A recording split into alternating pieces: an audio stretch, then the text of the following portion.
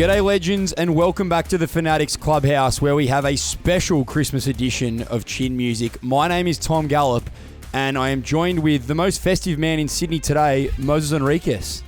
Thanks, Tom. Thanks for having me. One of my favourite shirts, this, actually. I'm very happy to bring this one out. Unfortunately, our guest today, Stephen O'Keefe, forgot to bring his Christmas shirt, but that's all right. We've got a gift for him. Yeah, guys, thanks for having me. And thank you, God, for making me an atheist. That's why I'm wearing all black. But if you do have a gift, I'll wear it. I think you should hand over the gift, Moe. We're going to have some other gifts later, but it feels appropriate. Well, I got this for you, Tom, specifically for you. I thought you could put it on top of your head to take a little bit of the attention away from your chin. So I thought it was going to be very specific for you. But seeing as you're already wearing a hat, we can give it to SOK. I actually thought it was your nose on top of that thing, really. And I have a big set of ears, so this is going to go down real well. All right, well, thank you, boys. That's very, very kind of you. SOK, you've recently moved up the coast post-retirement from cricket. How's it going up there? The quiet life, mate. I wouldn't have picked you for one for the quiet life. Well, look, truth be told, it's 25 minutes away from Nimbin. I don't know if you've heard of Nimbin. And we've all heard about the three-strike policy, haven't we, in cricket, in regards to illicit substance testing. And thought, well, I was going to go out swinging, 2 strikes, and the bases were loaded, and I thought, I am going to jump before I'm pushed. So all the way up there. No, I've only driven through Nimbin once. Stayed there for a week. It was fantastic. No, I do love it up there. Moved up there with my fiancée, Lexi. Her family lives in Currumbin. And, I think I just pretty much outstayed my welcome in Manly. I'd been there for a long time. I think the clue is up when you walk into Woolworths and they're asking for your ID to get in. You've been kicked out of every bar and pub in the place. You and Matty Johns were known as a sight on Sunday nights in Manly, weren't you? He's a little bit more north at Collaroy.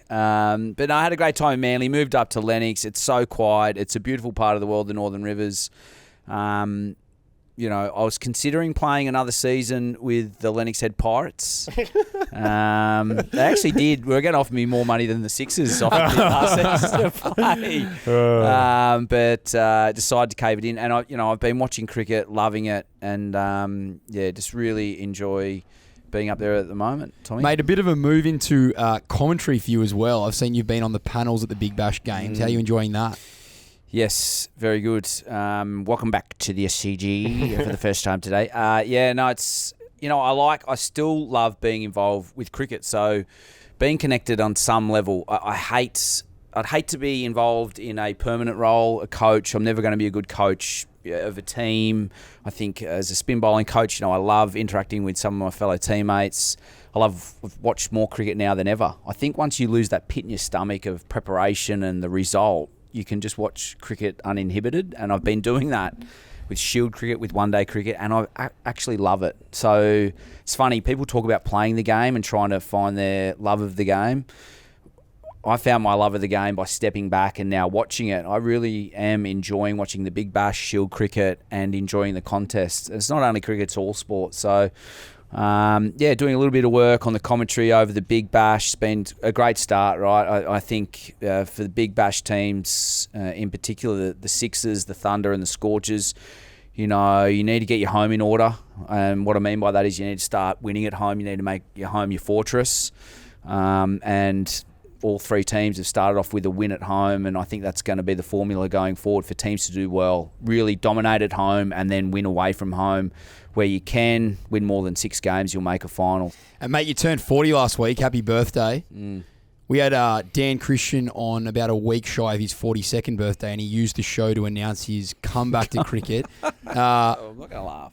Lennox Pirates aside, you're obviously not planning on coming back if Moe needs another spinner late in the tournament. No, look, mate, Mo would be able to answer this one better than me, but absolutely not. And I think the other night when we were watching, right, we had Joel Davies come out and he was so impressive, and it almost makes me think, shit, I've probably played on 3 years too long when that kid has, sort of worked out the cheat code of just bowling to the dimensions. You don't have to be a big spinner of the ball, but you just have to be smart in where you plan and execute. And then, I had a good back end of my career in my last 5 years, but the reason I had a good 5 years was because I had a good captain who'd pick me at the right times to bowl at the right times. 2 righties in, a wicket would fall, you'd come on, you'd bowl a cheap over, you'd start the game, you might bowl the first over, which is the easiest. So your 4 overs were always managed very, very well, and I think Joel... these are ridiculous, by the way, but I'll tell you. Joel was managed really, really well. And as I said, I'm watching it now and I'm like, there was that nervous energy watching you guys at the end when you came into bat, but also this excitement seeing this new brand of young cricketers come through. Jack Edwards got his opportunity at 3. Joel's got his opportunity and done an outstanding job. So I think that sort of cemented his position as the future of the club. Of course, Akil Hussain's got to come back. But I'm not missing playing whatsoever. DC, on the other hand, I could completely understand and see why he might want to come back. He's fit.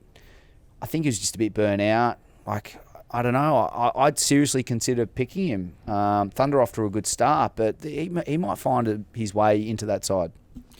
We are going to go to some of your famous stories later. We'd be silly not to, given the personality you've been in Australian cricket the last 20 years. But we are midway through an epic tussle between Australia and India. Obviously, series locked at 1-1 as we head to Melbourne. SOK, you know a thing or two about playing India up until Mitch Santner's big day at Pune recently. I think you had the best figures ever by a visiting test spinner in India. Do you know what those figures were? Yeah, and I've got them on my phone if you want to watch them. I thought you were about to say you had them tattooed to your arm. No, that's the shitty Carpe Diem that I got because Michael Clark had it and then me and Matthew Wade got it back in the academy days. I remember the day you got it. Yeah, 2008, 2009. That sucks. Anyway, 12 for 70, 6 for 35, 6 for 35. One hit wonder. That's how my career will go down. But at least I had that one hit. I remember Ravi Shastri describing the wicket at the toss. He walks out and he goes, "Looks like this wicket has dermatitis." There were so many holes. Like, it looked like, it'd been run over 34 times, car accidents, there were burnt potholes on the side. I remember the late, great SK Warne, the King, was chatting to the spinning group, and I wasn't involved in the spinning group, and I'd been named in the team, so I was like so far on the out. He was chatting to Swimmer, and I was like, oh, this is just going to be a nightmare. I was none for 24 at the lunch break after we'd made a couple of hundred in the first innings, and I remember going into the sheds and I bowled a pile of shit. I was so nervous, my hand, I couldn't feel my hands and all that sort of stuff, and got in the sheds and I could see Darren Lehman's eyes were just like staring me down like this, and then it was like Pac-Man inside the change rooms. It's 45 degrees in India. I'm none for nearly 30 off about 5, so I've just bowled shit, and Darren Lehman's chasing me around these change rooms, and I'm just avoiding him. So which coloured ghost were you trying to run away from Pac-Man? I was looking for a ghost that I could bite and grab, because Renshaw had come off in the first innings and he come off. He shot himself, didn't he? Yeah, he shot himself. That's right. I was trying to say that politely. I thought, hey, what about him over there? It was all attention was on me. He collared me, Buffer, and said, mate, that is a pile of shit. Like, whatever you're bowling out there, mate, you need to sort it out, because that is, you're going to lose us the test effectively. So you actually can't do it. But I grabbed Shree, the spin bowling coach at the time, and said, mate, we need to go out in the middle and bowl. I usually bowl over the top of the ball. I know this sounds really weird because I'm always round arm, but I was bowling over the top, which I thought I had success. And then I thought, I've got to try this round arm stuff. So I went out in the middle, was bowling in the middle. It's 45. Like, what am I doing? Like, just completely lost. Again, good captain like I had with the sixes. I had Steve Smith behind me, swung me around to the other end. I went to a sort of bit more of a round arm approach, and then it all just sort of clicked and happened in a hurry. And once I'd found my length and realised this wicket, which was spinning sideways, and I couldn't spin it, and I was just blowing guys' front pads off, I was like, this is just heaven. I could do this all day. And I remember the second innings, I must have had 5 wickets, and then Gaz hadn't had any. I said, I'm going to get all 10. And this is going to be one of the greatest days of all time. I ended up with 15 bowls. Fast forward, 4 tests. I bowled 90 overs in Nagpur for 2 for 270. I was like, yeah, I reckon that's about it for me in Test cricket. So, but yeah, good times. Good times. I can run you through all 12 Virat Kohli bowls. I know in the second innings you got all the big dogs. All the big dogs, they're in your pocket. Oh, look, it was a great experience. I got to play those 4 tests, and I think as a test cricketer, I wanted that experience of being able to play a full tour. I got that. Feel really fulfilled of having that experience. I think we obviously know Steve has a tendency for a little bit of self-deprecating humour, and him referring to himself as a one-hit wonder is, I think, extremely unfair. Obviously, some great success there in the subcontinent, but one of the few spinners that has had a whole heap of success here in Australia. And I think over the last 40 or 50 years, out of all the spinners in first-class cricket that have played domestic cricket, I'm going to say for any spinner who's taken more than 150 wickets, you'd have the lowest bowling average. And, as you mentioned there, at times there's been some comments about, he doesn't spin the ball enough. And, when you mentioned about Warney not having a chat to you before the test match. Huge fan. He's a huge fan of mine. Yeah. You've, over time and time again, in conditions that maybe don't suit spin bowling, you've found a way to adapt and found ways to be successful. And you spoke about how simple that change was in terms of going over to around the arm. And I remember playing with you, and you would just do that mid-over, to some guys or whatever. Can you speak to, I guess, how you managed to adapt to conditions when they weren't favourable to spin bowling, and some of the things that you use that you now obviously pass on to other players? Yeah, I think just bowling in Australia as a spin bowler is extremely difficult. I mean, you only have to look at this test series at the moment, right? You've got India who are coming over here with arguably 3 of the best test spinners in the world. 2 definitely in Jadeja and Ashwin, and they start the test series with Washington Sundar. So you've got Jadeja, who's got test hundreds and 300 plus wickets. You've got Ashwin with over 500, and these guys can't make the first test. And not only that, their contribution in Australia in 3 different grounds in which we play on has been minimal at best. So that shows you the plight of the current spin stocks in Australia and how hard. And Lyon's barely bowled at this point of the series. Yeah, it's bloody difficult. So you need to come up with plans that are a little bit unorthodox. You'll hear about the people of past generations saying this is the way that you should bowl. Throw it up outside the left-handers, for me, outside the left-hander's eye line and spin it back through the gate. Well, I was like, I went to the academy in 2005 and I had Terry Jenner there behind my net bowling. And I was trying to be everything that he was telling me to be. Get up behind the ball, spin the ball, get over the top, bounce it, and do all this sort of stuff. And I tried it for about 3 or 4 weeks. And he just had this constant barrage of where I'd let the ball go and he would yell out, "Blancmange! It's a blancmange!" And I didn't even know what a blancmange was. Found out a couple of weeks later it's like a custard tart. So basically he was just saying my bowling was shit. And by about the 5th week of hearing this, I'd let one go and he yelled at blancmange. And I just turned around and said, "TJ, at least let me bounce the ball first before you call out blancmange. Like, you haven't even seen it kick off the wicket." All that did was solidify what I knew I could do well. So what I could do well was be very accurate. I could hit the stumps and I could work out players, like batters. I could sort of look into batters and work out what their strengths are, what their weaknesses are. And I thought, that's my strength and I'm going to own that because that's what I can do really well. At the same time, you had guys like Dan Cullen coming through. You had Nathan Lyon coming through, and you could tell their best ball was way better than mine. On flat conditions, they're always going to be first picked or second picked. But for me, it was like just avoiding all that and going, this is what I can do really well. And however far this gets me, so be it. Could be New South Wales, could be Australia, could be first grade. But that's the best I got. I can't be anything different. I'm just going to really own it. And I think at the end of the day, cricket is about trying to take wickets. It's about trying to knock over your opposition, work them out better than better than the guy at the other end. And that was my strength. And when I pass that on to young players now, it is all about that. It's all about trying to work about the mental side of things, the conditions, and just being better than the guy at the other end. I just wanted to pick up on that, Socky, because you mentioned there, I guess TJ standing at the back of your net, but I do want to point out that you do actually have, for an orthodox spinner, you always had really nice shape. The ball would drift in, and if the conditions suited, you could get spin. But I felt like when I faced you in the nets, and I'm sure a lot of opposition players felt the same. I played cricket with you for 15 years, and you're one of the few spin bowlers that, I could just never work out when batting against you in the nets. It's almost like you knew what I wanted to do before you let go of the ball.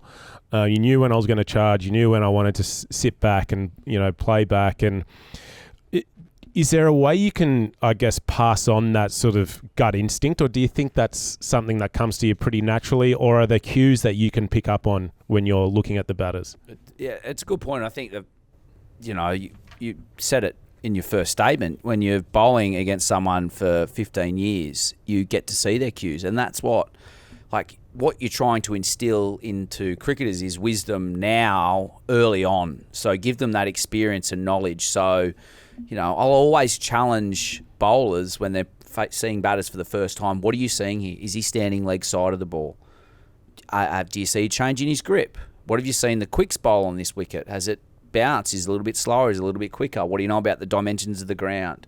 So all of these things, input-wise, you're thinking about before you even let go of the ball. And you can see it. There's clues that you'll give away when you're facing bowlers, fast bowlers, that I'll be able to use as a spinner. And then, of course, you've got experience, which, Yoda, Greg Shippard will always say, experience never gets old. The more you do it, the better you get with it. So, the more people play against each other, the more you're going to learn. But how do you upskill it? Well, you do it through video. You do it through repetition. So, every time I see a spinner, I see them bowl one ball that lands perfectly in spins, and I go, I'll stop you there. You've got a ball good enough to play for Australia. I'm like, but that's not going to be good enough. The rest of the game, which is quite tough, figuring out the opposition, the conditions, when and where to bowl your best ball is going to decide your fate in the game. SOK, I want to talk a little bit about the Australian team looking forward to Melbourne. And we have said on Chin Music before that our team is getting older. But some of the stuff you're saying now, or just then, it makes it sound like you feel like you were a better bowler when you were older than when you were in your early 20s in the academy. Is that the case? Yeah, Pat Cummins said it himself. I don't care whether you're 19 or 49. So I thought, maybe I might run out with the Lennox Head Pirates and just see if they're following the form. Picked out of the Pirates, it'd be a great story. Could you imagine that? I think there's no doubt you get smart. And the reason is because of the experience. I think spin bowling is different to batting. I think batting, you lose an element of sharpness. I think, a cue for me, is your ability to play the short ball as a batter. I think once you start sort of losing or shirking at that, or not having the confidence to pull the ball, I think starts to fade. Fast bowlers, obviously, when you lose that zip or you're getting more injured. Spinners, I think you've got a bit of a longer shelf life. There's no reason why, if you can stay fit physically, you can play longer, because it is a bit of I've seen this before, and apply that sort of mental experience into the situation. So, yeah, I think when I'd walk out, that would be the ball that I bowl. And I put it down to a pretty simple model. I teach the kids now, it's sort of like plan, execution, assess. And when you have a skipper, when you're playing T20 cricket, where it's really highlighted and magnified, you have a good skipper there. So you plan, okay, what's your plan? Mo will come up. I think you should bowl this one a little bit slower. What length? Good length. Okay, you walk back to your mark. You've got it in the tank because of all the work you've done. It's slower, it's the length. He's seen that player, call them X. They run down the wicket and they run past it, So you've got your plan, you've executed it well. Assess, you've got the wicket, If that same ball went for 6, you'd go, right, we had the same plan, I've executed it well. It went for 6, okay, what do we go to next? Okay, let's go wide Yorker, fast. I think that's our plan. And that's sort of how T20 cricket has evolved, and that's where you want cricketers being able to slow the game down to a level where they're able to do that each and every ball, even in shield cricket, to a point where they're in control of what they're trying to do and then can assess their game at the end of play. Mo, SOK started the episode by saying that he doesn't see a future for himself in the coaching ranks. I've got to say the last 5 minutes has really thrown that up in the air for me. Yeah, he's always been a guy, even the last 5-10 years of his career, that would... it was fascinating listening to him speak to the other spinners at training, and how much even guys that bowled the exact same stuff, and when I say that, I mean left arm orthodox, he would, give everything he could to them to try and help them, even though potentially they were competition and could one day take his spot in the team. But, he's always wanting to pass on that knowledge. And personally, I'm very happy that he's now back enjoying cricket and watching it. But, I think unlike what he was saying before, we actually wanted him to keep going. He just said, I've had enough. He was starting to play a few less games every season, but his performances, as he mentioned there, were still of the absolute highest level. And I think what he spoke about there in terms of experience and adapting to situations, adapting to the opposition and problem solving, there wasn't really anyone better that I'd played with as a spin bowler.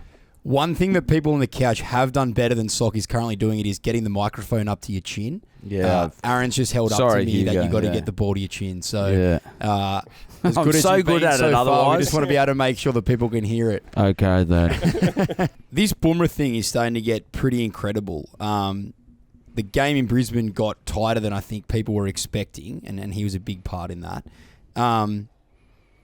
Who is going to support Bumrah? And if Bumrah was to be struck down with injury before Melbourne starts, I mean, the Aussies would be unbackable favourites. He's literally the difference at the moment for India.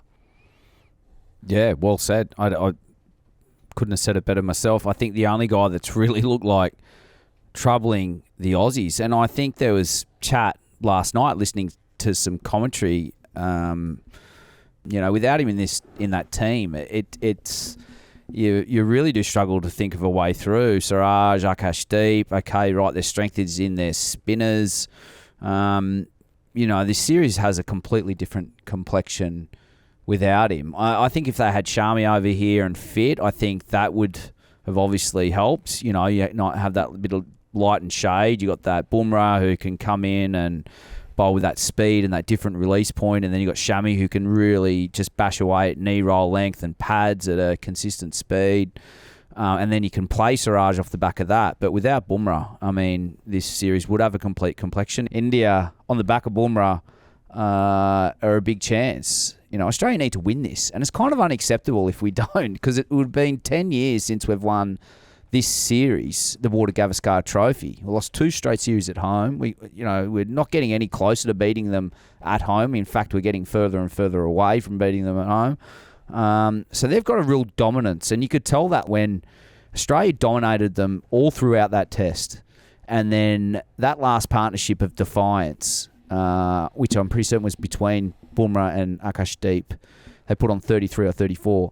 And you could see that change room. Got him Gambier, who's very much, keeps his cards close to his chest. They all got up and cheered like they'd won. And it was such a contrast that only cricket can provide. You watch a game of cricket, Australia's been on top. It's all been them celebrating. And then they just get enough just to get past the follow-on. And it's India who have now revigorated themselves and come out with a new ball. And although Australia have declared, they've created a few more mental scars. Aussies declared 7 down for 80 or 90. And none of the big guns have got past 10, except for Travis Head. So we're back to where we started. You talked a little bit about winning the series versus retaining the trophy. Do players actually care about who retains the trophy, or if it's a draw, is it a draw? Like, what will the discussion be in the dressing room in the lead up to Melbourne? Is there, we really want to win this, or would a draw just be a draw and it doesn't really matter who goes home with the trophy? No, I think India might be relatively okay with a draw in the series, considering they're away. They're away from home. But I think Australia will be absolutely desperate to win. I don't think there's going to be no okays or all rights if they draw the series. I think Australia are going to be desperate to win and get the trophy back. But I'd say the Indian camp might be a little bit different in the sense that they, A, already have the trophy, and B, they're away from home. They'll want to win, but I don't think they'll be as desperate to win as maybe Australia are. Obviously, the big news out of the Australian camp coming through last week was that Josh Hazlewood is out for the rest of the series. Probably nothing exciting to look into here, as I think we all think that Boland will just come straight back in at his home ground. We talked about Bumrah being the diamond in India's crown. I think Hazlewood, despite how well Stark's gone this series, is probably our best bowler. 2 tests without Hazlewood now in a row. How do you think the Aussie bowlers will go? Yeah, I think I sort of touched on a couple of times already on the podcast. I think it's one of Australia's great strengths is they probably don't rely on any of the fast bowlers like as much as India do rely on Bumrah. Even when Scott Boland comes in as our fourth option seamer, he would be, you know, I think any test team in the world would be happy to have him in their first three. His statistics in test cricket are phenomenal. I think he's going to come in again and create a lot of headaches for the Indian top order, especially on home turf at the MCG. So, you know, I just don't think Australia have that reliance on one particular bowler where, you know, maybe if there's another injury, it might cause a few issues. But I think at the moment with Mitch and Pat still, you know, firing well, and because that last test match, you know, there wasn't a huge load of bowling for them given how rain affected it was. Physically, I think everyone's going to be, you know, fine, you know, to get through two more test matches unscathed and, you know, withholding all their zip and pace. Boys, if we lose another fast bowler in Melbourne, who is the next best guy to come in Sydney? I mean, it's a really good question. I mean, just back on your previous point, Tom, you're talking about Josh Hazlewood as our crown and our jewel. I think about Mitch Starc, and I think he's the crown and the jewel, personally speaking. Like, I just think about his efforts down at Long On when he's fielding. I think about the test in Perth where the young kid, Jaiswal, was in his face too slow, and then his ability to bounce back. Like, he's one of Australia's greats, but it almost seems underrated. And I just feel like he's just the best out of three. He's my pick of those three fast bowlers. He hits valuable runs. You know, he gets down on one knee, slog sweep, almost like his golf stroke.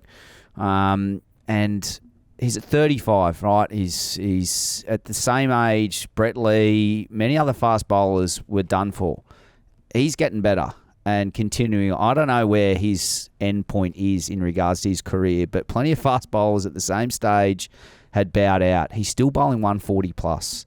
He's still taking big wickets. He's still scoring handy runs, and he's down on the fence, stopping them full length dives and winging them in and causing plays and headaches out in the outfield. So super impressive. The next guy in, well, you know, I would think if it was a fully fit Jai Richardson, that would be my man, right? Outside of Boland. He loves Jai Richardson. You love Jai Richardson? Yeah, I think, again, fully fit. Yeah, and when I say fully fit, I don't care if he's bowling them in from fine leg. He's my man. I watched the game. Right, I had to go down and do some coaching work, talking about coaching with South Australia. The non-coaching coach, yeah, the reluctant cricketer that still plays and watches all the time.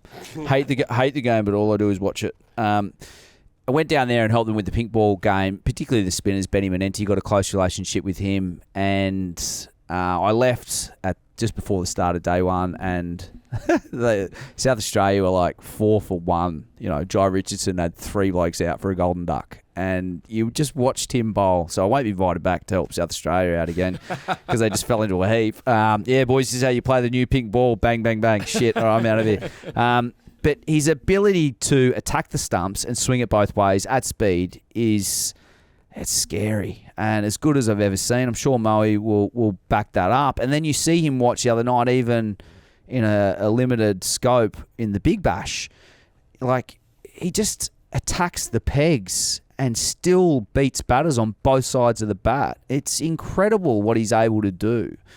I would love to see him play more cricket. Of course, you've got the likes of Nessa who just pound the pavement week in, week out and develop their all-round skills and are great cricketers. You know, they're like, if I had a son who played cricket, I want him to be a Michael Neser because they just, every aspect of the game, they work so hard, they put in.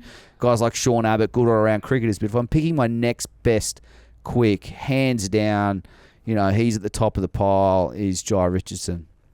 Yeah, unfortunately, I don't think he's going to be that guy just because of, you know, again, workloads. He hasn't played much Shield cricket.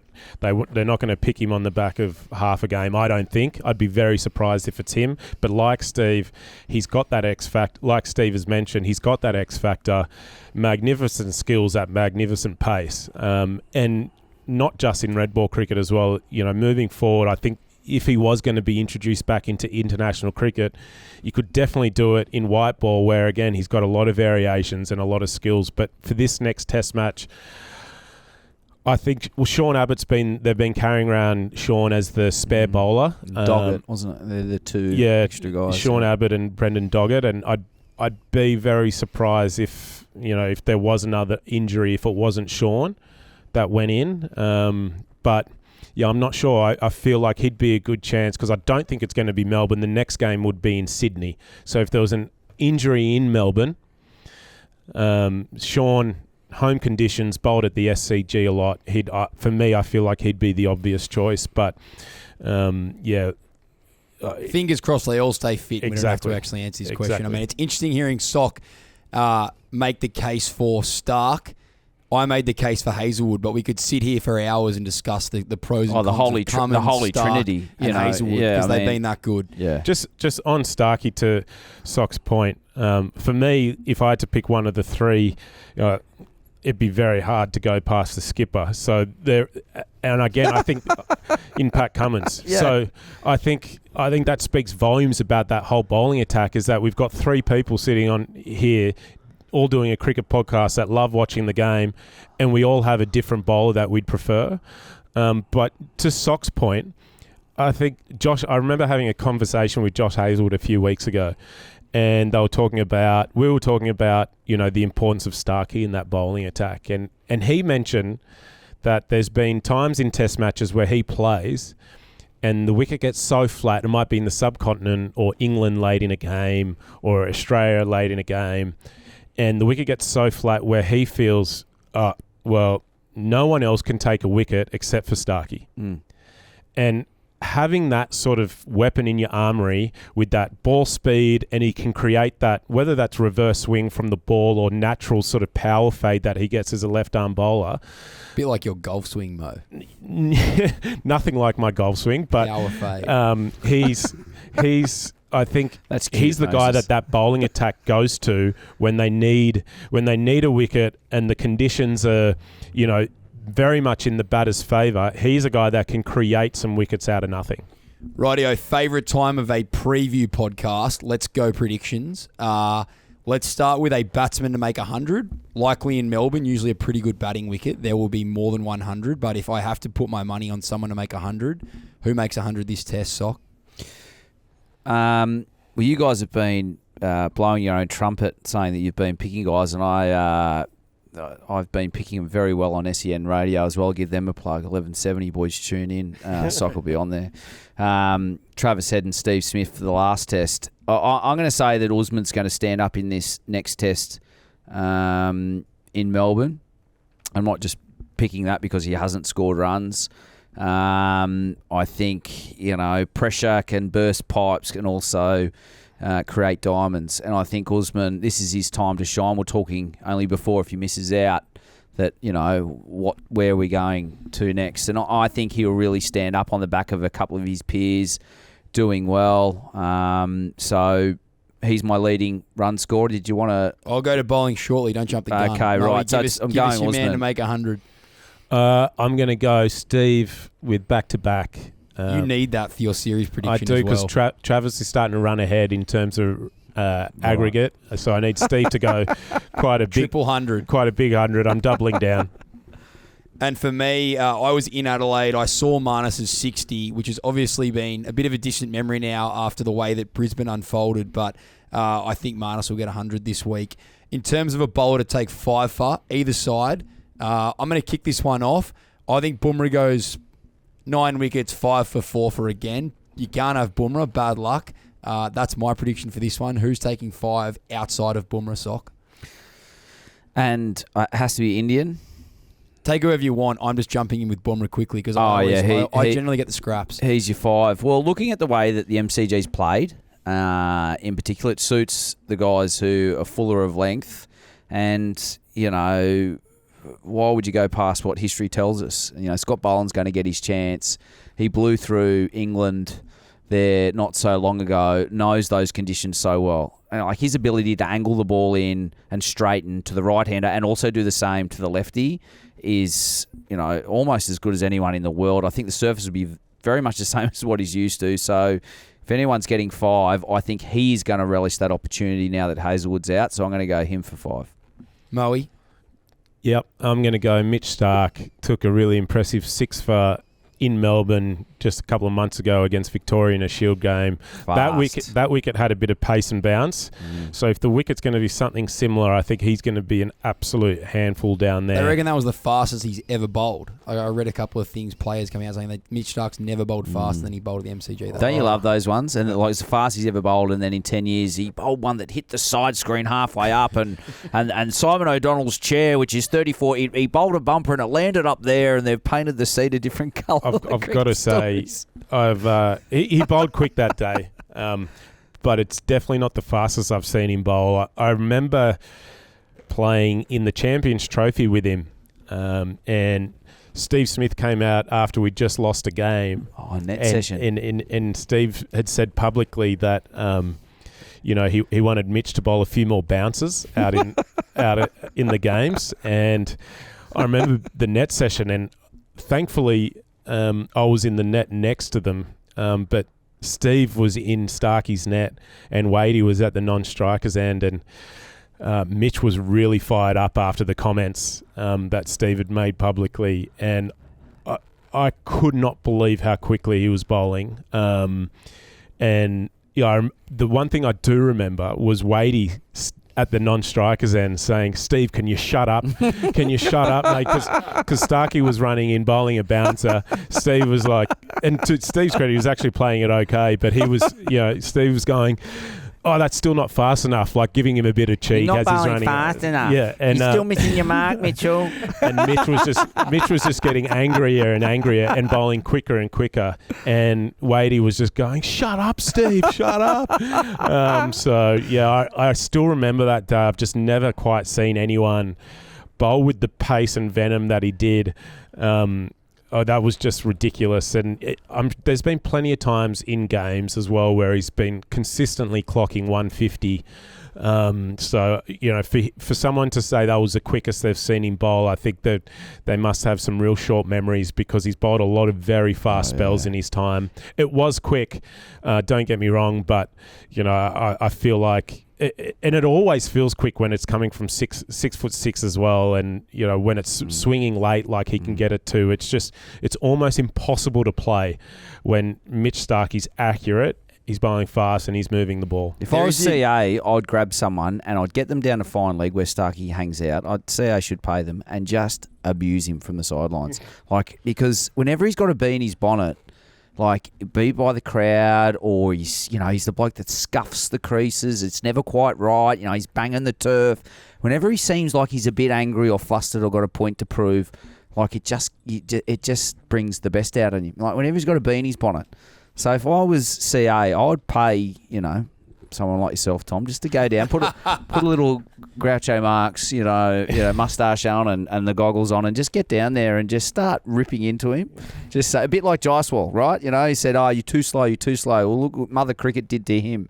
Bang, fast, swinging, leg stump, bang, gone, again, fast, same delivery, caught at legs, and Starkey, to his credit, will fire up, but just that, he's got this ability to just have that little, smile and bit of just to shake it off and go, "Come on, mate, you know that I'm way too good for you." Well, Cricket Australia, if you would like to fly me down to Melbourne and be Melbourne's Yabba, I'm more than happy to go down and sit at fine leg and give Mitch Starc some stick.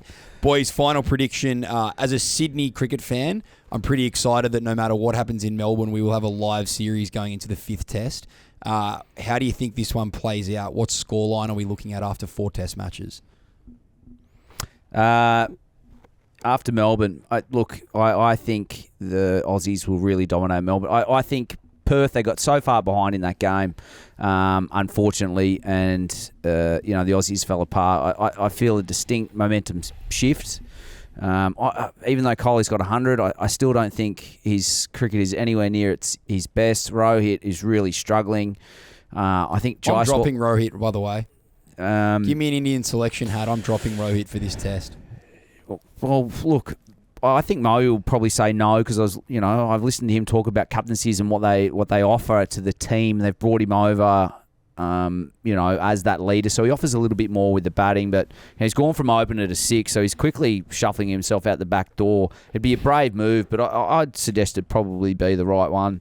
I just cannot see this Indian team beating Australia from here on in. And, I always thought it was going to be a close series, but from what I've seen over the 3 games, they got well ahead, did their job in Perth, but I can't see them producing that same results moving into the MCG and moving into Sydney. Albeit Sydney, Mo, you've played there, you could probably tell me a little bit more about that wicket, but I don't think it's a spinning Bunsen that's going to bring their spinners into the game and dominate. You might be able to tell me otherwise. No, it's definitely probably not the spinning wicket that we've seen in the past. However, I do think, where I do differ is I actually thought Australia, before the series started, I thought Australia would go into Melbourne and the SCG maybe a couple of games up, maybe 2-0 up. And I thought Melbourne and Sydney were probably the 2 places that India were playing where they're most suited to. Wow, a little bit less bounce, a little bit more spin. Naturally, in terms of test wickets anyway, not as much sideways movements as the other 3 grounds, and I thought they would have been a little bit more suited to these grounds. However, I do agree with SOK where in terms of the last 2 test matches, Australia have really started to, I guess, lead from the front. Day 1 and 2 they've got themselves ahead of the test and sort of controlled how the test went. I don't see that changing. I think Scott Boland coming into the side in Melbourne, he's going to be a huge in for Australia, and I think he's going to come in and do well as SOK's predicted. But I still have concerns about Bumrah in terms of none of our batters can really shake him. He's making key breakthroughs constantly throughout the series. He's an absolute handful, and I just feel like he's one of those guys that if it wasn't for him, I'm calling 3-1. And, Australia winning Melbourne, Australia winning Sydney. But he's there, unfortunately. And I'm going to say Australia going to win in Melbourne.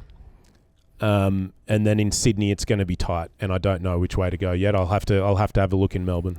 As a cricket fan, obviously an Australian cricket fan, but a cricket fan in general, I feel like this series may have a similar vibe to the Ashes last year, where obviously Manchester was rain affected, ended up in a draw, and Australia went on to retain the Ashes. I'm a little bit concerned that we're going to look back on Brisbane in a game that Australia probably would have won over 5 days, ends in a draw, and then we go on to not win the series. And I think India are actually going to win in Melbourne. Wow. So, sorry, boys. That's my big call. Yeah. So, and I'll just be English and just call it a moral victory when we've won in Brisbane and just say that we've won 3-2. Exactly. You're allowed to do that. SOK, obviously, sitting on the big brown couch, 2 New South Wales Shield captains. Did you captain Moe? You've talked a lot about Moe captaining you. What was Moe like to be the captain of? Oh, mate, my captaincy record speaks for itself. And it's not very positive in terms of results. But it has a loud voice that is echoed down some halls and chambers at the SCG, whispered when I'm not around, and yelled as I'm leaving, sacked. That's the reason why. One fond memory of being a captain is we went over to Perth and played a game over there, and we had Haddon, Steve Smith, young Phil Hughes, Usman Khawaja, and I looked down at this Perth whacker wicket. I'd only seen it twice in my life. Tinge of green about it. Didn't really know what to do, but I'm a spinner. I'm like, if I bowl first here, that's a pretty weak move. As a spinner, you should be backing yourself. So I'm like, we'll have a bat on this thing. We had a young bowling attack: Josh Lader, Tim van der Gooten, Trent Copeland. Hardly anything that's going to strike fear into a tested Marcus North sort of WA outfit. Anyway, to cut a long story short, we're 1 for 50 at lunch, batting, all out for 90. WA then go on to post 550. I dropped Liam Davis on 27. Don't worry, boys, we'll get that one again. He made 300. Went straight through Josh Layla's hands, I think, at fine leg to bring up his 300. They declare, and the wicket just went to pieces. and I think they beat us inside 3 days and by an innings and like 380 runs. It was the worst ever loss of a team ever. And New South Wales cricket, right, you don't get hate mail. No one watches. Well, everyone watches passively cricket, but I remember Dave Gilbert at the time as the CEO. He felt it necessary in about my third game as captain that he'd bring me into the CEO's office after he'd just been pounded into the pavement and said, right, come here, sit down, youngster, read this. And it was fan mail. And the fan mail was like, there were pages long of these people who just went to town. Never have I seen a more gutless effort from a New South Wales cricket team in all my years. I was out there in '63 when the team were playing on uncovered wickets, and it just went on and on and on. And opened this from Beryl, who was, watching from home on scoring. And I never have I seen a more weak effort and pathetic effort. And I remember, Lizard, what do you think of that? And I said, well, what do you think of that? Oh, what do you think about this? And I was like, just handed my jacket back in and said, well, you can keep it. Of course I didn't. I went on to captain somehow for another 6 months before I eventually did throw the towel in. One of the toughest things I ever did as a player, 27-28, wasn't quite prepared to do it. Didn't have quite the strength in my own game to do it, like the confidence in my own game. And I was surrounded by superstars, and it was just really tough. I think, what I appreciate now is when I'm playing under good skippers who have the knowledge and the composure and the confidence and the life skills, the value and the importance of having a good one.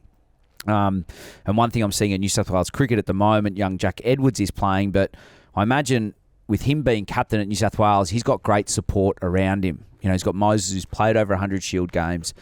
He's played probably the most capped New South Wales player, I'm suggesting, don't know for a fact, but supporting Jack. And you really need that as a young player coming through. And, I felt definitely out on your, sink or swim sort of was the idea when I went through. And although I did captain, and I can say I captain, it was a poor run. I'd be up there with one of the worst captains I ever had. Wasn't very good at it. Tactically, didn't have much of an idea. But, once I stopped captaining and focused on my own cricket, that's when I became my best version of myself as a cricketer. And I realised you don't have to have the C next to your name to be a leader. You can be a great competitor. You can be a good cricketer. You can contribute and do your own thing. And I think that was one thing that I did. Also turned into a bitter prick and turned on my mates on a few times and hung on to that for about 10 years, which wasn't very nice, which led to my premature sacking at the age of 35 because it was collateral damage. If the team wasn't doing well, I'd tell the blokes in the team who weren't doing well it was their fault, and that doesn't go down well. You talked a bit about being a competitor there, and I've actually heard about a couple of stories about you not only competing hard against your opposition, but a good friend of mine, Charlie Wakeham, now playing for Tasmania, told me a story last week that said his first ever net session with the Sixers, he would have been young, he hadn't faced a ball yet, and you walked down halfway down the net to him and said, righto, Chuck, do you want Big Bash, Shield or Test? Because I've played them all. That sounds like me. That sounds very much like me. I do want to chime in. What did you get? Actually, yeah, which one did you give him? Whatever he asked for, probably the opposite, and then just abused him until he got to the net and said, you're not good enough to make it. And then he went over to Tassie and he's boning it ever since. What I will say is, SOK, again, said that he, again, showing his self-deprecating humour, but when you only have one season, when you're only given one season to captain, you don't get a true sense of whether you are a good one or not. I've been lucky enough to have 3 different cracks at it now throughout my career. Once when I was really young, once at about mid-age, and once late. And I found it so difficult all the time. And it's something that you learn and get better with every single time you walk out and do it. And having played under SOK, I can definitely vouch that he wasn't a bad captain at any stretch of the imagination. He was always very good to me. He always believed in me, so he was good for me. But what I will say is that, there's no one that thinks that he was, a terrible captain or a disgrace to New South Wales cricket except for Beryl. Except for Beryl, who wrote the fan mail. But, I just think it's one of those things that you do get better with time. And it's also very hard to measure, because you can be the best captain in the world, but if the 10 guys around you aren't performing or playing, or it's like a coach. Yeah, that's what I tried to tell him. It's not me. It's these dog shit players you keep picking week in, week out. It's your fault, mate. Or it's the opposite way around, where it could be for me in charge of the Sixers, where I could be the worst captain ever, but I've got the best 10 other players in the team that are making me look good. So, it works both ways, and you can't just say, the team's successful or it's not successful, and that's why the captain's good. SOK, we have obviously seen in this series Mohammad Siraj try and be a bit of a competitor. Sledger, he's had a go at a couple of our batters. He obviously sent Travis Head off in Adelaide. Brendan Julian came on the podcast and he talked about what it takes to be a good sledger, to get a hold over the batsman. He suggested that some people should do it, some people shouldn't. I would suggest, knowing you a little bit, that you would have been pretty good at getting in a batsman's mind. Is there a particular story about a batsman that you were chipping away at, and then eventually got out?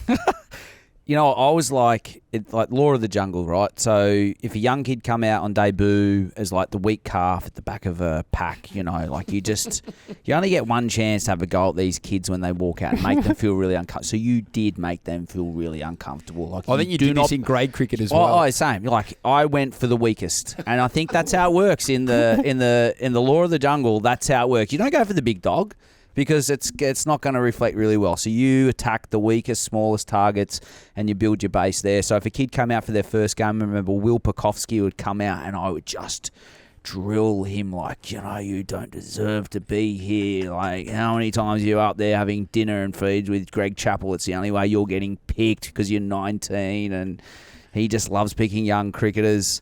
Maxi Klinger was probably another one where I went a little bit too far. I'm happy to admit now, I cringe at what I used to go on about. The Grade Cricketer, great podcast, second only behind this, talks about the guys who were absolute tossers in cricket, who would abuse young players and, because of their own insecurities. And that was me as a player. Like, I take out my own insecurities only because I know what was going through my head. I knew what was going through his, so I would play on it. But Maxi Klinger, God love him, hell of a player, but couldn't play left arm finger spin. And I used to just love giving it to Maxi. Like, he'd come out to bat and I just knew he'd never hit me off the square in any form of the game. So he was an easy kill, and he was always the captain. So I felt like, this is my opportunity. Usually I go after little baby cubs. Like, I can get the head of the snake here. This is the guy these guys. I'm like, I'm going to give it to these guys, and all these other guys around me are going to think I'm the big dog. And, I'm a left arm spinner who bowls 15 overs and can't spin it. So this is my chance, guys. And I used to give it to him. And I remember he played for Perth. He was playing for WA, and he must have played for South Australia. He played for Victoria and all this. And I think I was into him, and I'm like, mate, you've got more hats than Edward De Bono, because he'd played for so many clubs and all that. And Max, we'd been rooming together in the IPL and in Aussie A tours, and we've always been really cool. I'll do your washing, Max, and do your undies. Mate, I'll don't worry about the dryers tonight, Max. You go and have a great time. So great friends. Walk out in the field, walk past that white line, and then all of a sudden I'm into him, like, no club wants you. You've got more hats. Like, where's your alliance, mate? Or are you just chasing $65,000 club contracts around the ground? Like, what is wrong with you at all this? Anyway, yeah, that was. I took sledging as a part of the game, and it didn't stop there. It filtered into umpires. Like, I got a duck. It's on the scoreboard up there, Davo. You've just got one wrong. Why doesn't it have you with a big X next to your name saying you've got 3 wrong decisions? Are you playing next week? Where are you umpiring next week, Davo? Okay, that's good, because I don't have my game's locked in, because you've just fired me twice and not given me 3 LBWs, which are out. I don't know if I'm playing. But I'm glad that you've got a job next week, mate. Who marks your... Can you go, the match referee marks us? I said, that works really well. Match referee marks the umpires, and the umpires mark the match referee. I said, that's a really good system to making sure that everyone gets looked after the next week, isn't it? So I didn't bet on this thing, go into a bit of a circle, and then, of course, if Bat Pad dropped one off my bowling, well, that was all hell would break loose. And all of a sudden, Bat Pad would get it, and... all of a sudden the team would have a change room and SOK would be sitting out the front in the hallway because that's the only spot we could have him because he's out there kicking cans.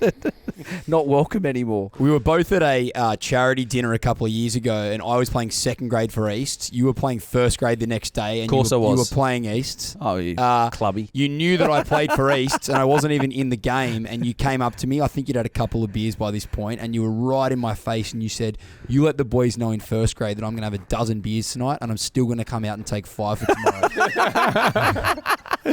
And you did. Right, what, the dozen beers or the 5? You obviously became a bit of a mainstay at the Manly Cricket Club and in the Manly area, but you started at Hawkesbury. At what point did you make that change? It's funny because I was chatting to this English bloke in Adelaide the other day, and he'd played cricket in Sydney in the 80s. And he played for Hawkesbury. And he said, I was asking people whether I should play for Hawkesbury or Manly. And the guy I spoke to said, there's a lovely river out at Hawkesbury.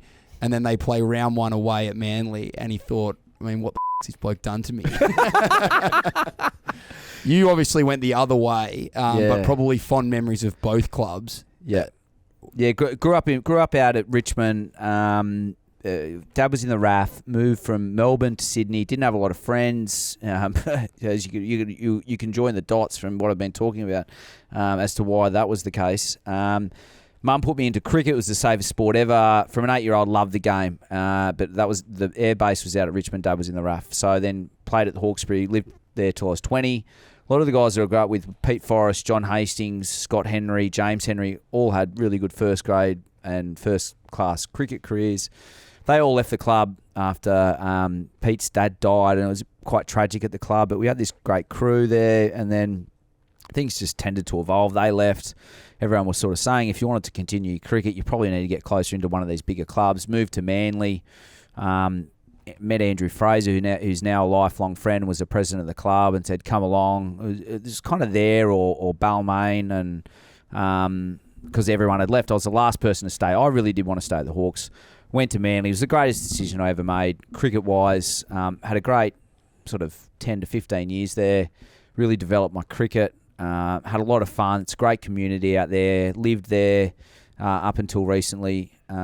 So it was beautiful. And my last year of cricket, I moved back to Hawkesbury because I wanted to go back. I have so many fond memories of learning the game and playing there. And the community out there is special as well. You go and play away at Benson's Lane, and there's 30 volunteers. There's a lot of, they really care about how the team goes. It's awesome. Big heart. And same with Manly Cricket Club. I can't take that away from them. There's probably 60 volunteers at the Manly Cricket Club, and it's one of the most professionally run clubs probably outside the likes of St. George that I've played in. But the Hawks, there's this heart out there that's the Western Sydney, and I'll never, ever let go of it. And I was grateful to go back and play last year. I thought, right, I'm going to come in, going to turn this club around. So I got him in early, and we did this very big values meeting, all these things that I'd learned through 20 years of playing cricket, test cricket, all these things. 80, 100 people there. And then we turned up to the next week's training session, and 30 blokes were there. 70 of them pissed off to other clubs for tryouts. They didn't want to be a part of any of that. The old Hawks heart that Steve was trying to profess down onto these, common cricketers, and I was meant to be the Jesus. Anyway, Hawks, we went on and we won one game in first grade, and it was by 3 runs against Penrith, and I nearly broke down into tears. We sung the same song, and I just felt like, if we hadn't have won that game, we would have gone through the whole season of not winning a single game. But I really enjoyed it. I'm glad that I did it. I had a great finish of my cricket career with the Sixers. I think one of the most important things when you finish your cricket career is having your own way of finishing it. And I was able to do that with the Sixers. The Sixers community and family is something that I love, and is why I'm still probably looking at the game fondly. Being able to finish in that vein now just helps me move on in life. You can't underestimate that. And also part of that was playing at Hawkesbury and having that closure there as well. So that's why now when I look at cricket, I look at it really fondly. When I finished up my Shield career and I got chopped off at the knees and didn't see it coming for reasons we won't talk about, that really hurt me. And it took me a couple of years to really move on from it. And it's not a pity party. Everyone goes through it in different certain cases of life with whatever they do. But all in all, very, very fortunate that I got to play at Hawkesbury for as long as I did, go back there and play, but also finish up at the Sixers bittersweet by not winning last year, but being able to finish my career with a bunch of mates, good group, good community, and do well. Just, I feel like the most fulfilled cricketer of all time. So almost the dream scenario to be at Hawkesbury, great breeding ground. I imagine it was a perfect place to kind of ply your trade in your younger years, and then really lean into Manly in your 20s and 30s. It was, yeah. The Corso was fantastic. Got fined, kicked out of the stain. That cost me 10 grand. I was only 1.5 schooners in, so it was the most expensive schooner of all time. Haven't been back to a Steve Orr medal night. That cost me 20 grand and probably a test contract and a couple of tests in Bangladesh. So Manly's been good to me. What they've taken from my pocket. I am Australia's most fine cricketer. That was until the boys went really hard at the ball with a bit of sandpaper. They're pretty competitive, those Warner and Steve Smith. They wouldn't even let me have that title. Those boys wanted it more than I did. Wouldn't let me have it. But, whatever Manly's taken from me by living on that course, it's given back to me in property. So thank you, the property market at Manly, for looking after all of my sins. We do need to finish up, but I want to ask you boys one more question. You've had a lot of success together. SOK's just talked a little bit about the good times. Of the premierships you guys have won, is there one in particular that you look back most fondly of? And what were the celebrations like after? I'm going to pick out the first Big Bash that we won in Perth as one of the most memorable for me. Yeah. Despite, as SOK mentioned there, sort of being a part of 4 different shields. And a shield win is very special and very satisfying. But I think because it was the first ever Big Bash, and in those days you qualified for the Champions League, which was at that time, if you won that, it was quite a significant amount of money that you got to pocket as well. If I'm right. We did go on to win, but it was just, I think we opened the batting in that game in Perth. We definitely did. Yeah, I still dine out on that. Ken. Yes. Don't worry, that's right on the radar. So I think, for both of us especially, not usual opening batters by any stretch, and to open the batting in that game, the first ever final in the Big Bash, went on to win it. It was one of those celebrations. I've often been part of winning of celebrations and wins where you're kind of like, what do we do now? Well, we better shout or scream because we're supposed to feel good. And sometimes I've felt in the past of like, it's almost unnatural because it feels really good at first, but then you're almost, okay, well, what are we going to do next season? That elation only lasts so long. But for some reason, that particular win, that felt really good the whole time, the whole night. I felt like I was, it was all natural. It was a really sort of, we had some great players playing for us as well that made it, I was still a pretty young player at that time, but I really remember that win as one of my favourite ones. I think, you do a deep dive into Mo and what he's won. We talk about DC and the T20 titles that he's won. Go and check the things that Moises has won, maybe in a future episode. Shields, T20 tournaments around the world, and one. Your mind will boggle how many he's been involved in and how many big plays he's been involved with in winning. So that, I was going to say the Champions League was probably the most memorable one I've been a part of, which was after that game. So we opened the batting that game. Moises was man of the match, made 70 off 50. I was 40 off 40, chunking him everywhere. It was a horrible innings, but I think we put on 100 opening the batting, and it was awesome. Quietened the WA crowd, won the first one. Stuart McGill was playing in that team. Steve Smith, Nick Maddinson, Brad Haddon, Brett Lee, Dom Thornley. It was an unbelievable. Then we went over to South Africa and we played in a tournament over there. And all these memories pop up. There was this bar, Avatar Bar, which was like a bar dedicated to Avatar. Moises knocking over Sachin Tendulkar. Not at the bar, with a leg cutter with a leg cutter. knock him over with an elbow, and then we didn't have to knock him over. You got him in your pocket. Yeah, got him in the pocket. Yeah, and these teams were the best teams from India that had played in the IPL, and we played in this tournament, and Harbhajan Singh was playing, Sachin was playing. Bowled one ball to Sachin, hit me 30 rows back, 1 ball 6, and then the next over I bowled a full maiden to Rohit Sharma, and It was incredible. But we're playing all these games in South Africa, and our team was stacked. Dave Warner played. Shane Watson played at the start. We had Moises, Nathan McCullum, Michael Lum, who we didn't know whether we were going to pick or not, came in and ended up being player of the tournament. Brad Haddon, Steve Smith, Mitch Stark, Pat Cummins. I've got one photo at home of cricket team. Josh Hazelwood. And it's the most incredible cricket team, and we just drained this tournament. You know, we bowled out the opposition in the final for 90 and then got them one down. And I was like, honestly, I don't remember a better 2 weeks of my cricketing life other than that 2 weeks in South Africa, drinking all the time. You know, WA were over there, right? The Scorchers were over there doing exactly the same thing, but they'd lost 3 in a row. And they got sent home. The captain got sacked. Coach got sacked. They got thrown out. They were doing the same thing that we were doing, except we were 3-0 and winning. And everyone was like, well, that's how you do it, the rock stars. And I think that's where the rock star theme came from. Won this tournament, and it was still, as I said, it's the one photo I got. Greatest highlights off the back of that BBL 01 was that. And that was 2012, so it's a pretty sad life. I probably should come up with something a little bit better now that's 2025. Maybe it could be my missus. You know, I'm really in love with my missus, Lexi. And the Lennox Pirates are just around the corner. Yeah, yep. No. Yeah, they can pay me in tab tickets. I'll be there. Yeah, happy to be there. Very good, boys. It is obviously Christmas in a couple of days, and it wouldn't be Christmas without a couple of presents. I've got you both a gift. No need to get me one in return, but Mo, we'll start with you. If you want to just unwrap that one. Thanks, TG. One of them's a collector's item, and one of them's more practical. I'm going to need a nappy if I keep sitting here longer. I'm going to wet my pants. What the hell is this? He signed a shirt for you. I've got a signed So shirt. that is my Australian university game. You haven't washed it. Jumper when I played at the Oval in 2015. Keep chasing your dreams, your Moe, keep chasing your dreams. Your mate, Tom Gallop, signed. God, I wish I could play for the Australian University cricket team. We might get you to wear that one on the next episode. That's awesome. Thanks, mate. That's going straight in the bin. Yeah. Hey, mate, you could I'll put it in the pool room. You could wax the car with that. Yeah. And for you, SOK, you're obviously an iconic SOK. Hang on. Don't steal the punchline. I wonder what this is.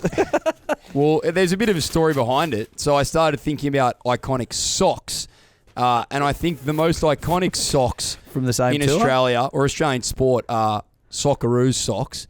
And I called up good friend of the show, Tim Cahill. And what we have there is match-worn Tim Cahill Socceroos socks. Are you kidding? Iconic socks for an iconic sock. Are these genuine Tim Cahill socks? Genuine.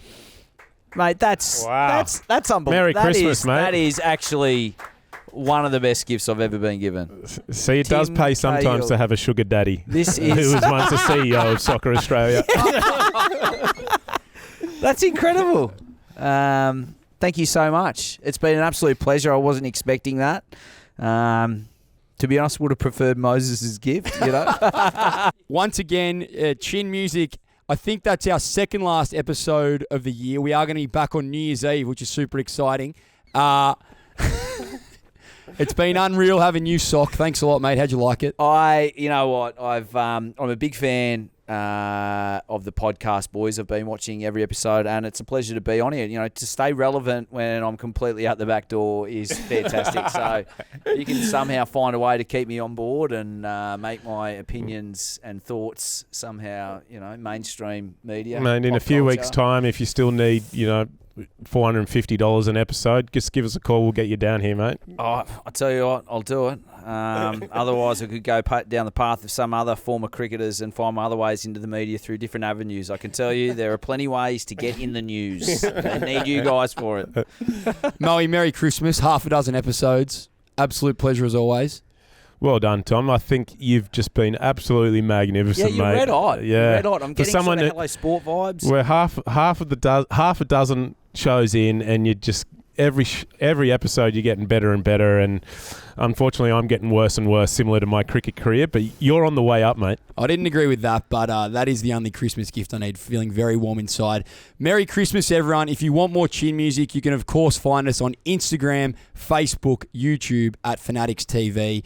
Merry Christmas, everyone. Have a safe and happy holidays. Much love from the Chin Music team. there it was, ladies and gentlemen. Yet another episode of Chin Music. If you enjoyed it as much as we did, please hit the like and subscribe button somewhere under here, and we'll see you on the next one. Oh, yes, Moe!